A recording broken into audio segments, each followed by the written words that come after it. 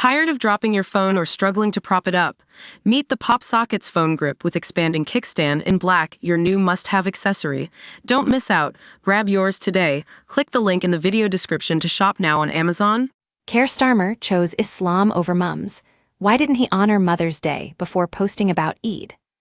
In his first speech as Labour leader, Keir Starmer said his party was proud of being patriotic, adding, "We love this country as much as you do," before going on to lead the cruelest government in 50 years.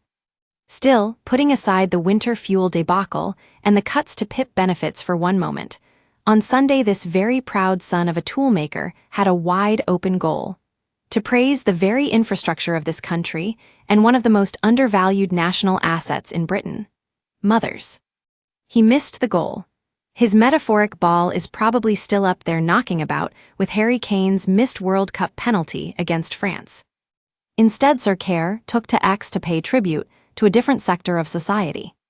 As the holy month of Ramadan ends, I wish Muslims in the UK and across the world a blessed and joyful Eid al-Fitr.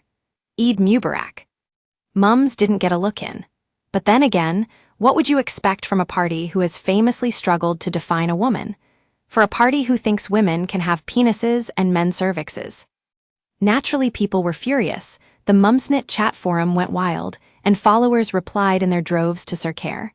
Happy Mother's Day too. Not long after, a sweet family photo popped up on Keir's Instagram feed, one paying tribute to his late mum and his wife, Victoria. One commentator replied, "Would you have cut your mum's winter fuel allowance too?" Bizarrely, Keir also posted the photo on LinkedIn because harried mums love nothing more than browsing a networking employment website of a Sunday. But the damage was done. The PM has 1.5 million more followers on X than Instagram. X, as everyone knows, is the political melting pot which politicians use to get their pertinent points across. Sir Keir, or perhaps his floppy-haired team of Gen Z social media managers, felt pleasing the Muslim community was more important than paying tribute to the backbone of British society. Mothering Sunday isn't just a payday for Interflora, it's a Christian tradition held on the fourth Sunday of Lent, honoring the Mother Church. And last time I checked, Britain is still a Christian country. Meanwhile, reports over the weekend suggest the UK is in the midst of a fertility crisis. In 2020, half of Britain's 30-year-old women were childless for the first time ever. Never have we needed mums more, and I write this as someone without child. Of course, perhaps virtue-signaling Keir didn't want to offend anyone who might be triggered by a Mother's Day post. In which case, follow Catherine Middleton's lead. The mum of 3 posted a photo of a tree to her 17 million followers. So far, so not very maternal. But no. With it came an inspired, original, and hugely authentic message to Mother Nature, the natural world being something she has appreciated in her heroic battle against cancer. King Charles and Camilla also paid their respects to the day. Not one of them mentioned Eid. Of course, we live in a tolerant, multinational society, and that's a great thing. This isn't about knocking Muslims who regularly face prejudice in this broken country. It's about building up women mothers, one half of our society. Better luck next year, Keir. Football fans get a hard time, often by me.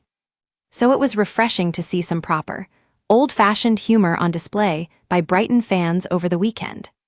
They pleadingly waved cash to the referee checking VAR for a penalty decision in their FA Cup quarterfinal against Nottingham Forest.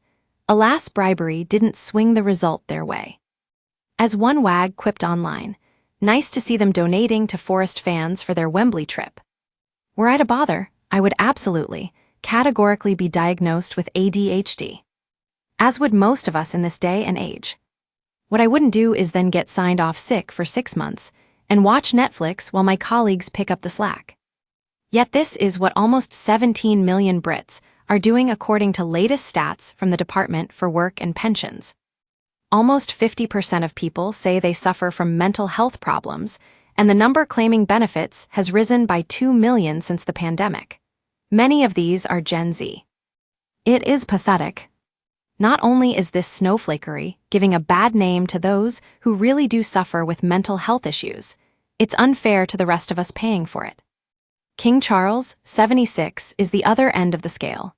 A man, one bravely battling cancer, so dedicated to his work, he was distraught at canceling a couple of engagements last week after being admitted to hospital.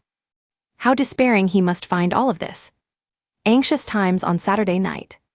My colleague texted me with reports my pal Denise Welch had vanished in a hot air balloon, last spotted hovering somewhere over northern France. Kent police, they claimed, were looking for her. Obviously, I felt this was fake news and promptly texted Denise, taking the mick. Except her phone went to single gray tick, and I didn't get an immediate response. Cue mild panic, imagining her found at the bottom of the channel, with detectives going through her phone and finding my callous messages. Anyway, happily, she eventually replied. I'd been the first to alert her, and she realized that she was the victim of an utterly bizarre prank and was trending on X. Denise was forced to clarify she was alive and well, and not on a balloon, as memes quickly went viral, with stars including Lady Gaga and Mariah Carey in on the gag. What a world! Britain's most expensive coffee has gone on sale, £265 for a cup. Obviously, the ludicrous gimmick is being flogged to morons and rich Russians in Mayfair, at a coffee shop called Shot. Which anyone who buys this thing deserves to be. Valerie, the miniature dachshund, is an unlikely survivalist. The black and tan 3-year-old has been missing in the Australian wilderness for 500 days and nights, battling wedge-tailed eagles, possums, and wallabies. The pup escaped her distraught, human parents' clutches during a camping holiday in 2023. Valerie has since been repeatedly sighted, looking fit and well, and hopes of an imminent reunion are on.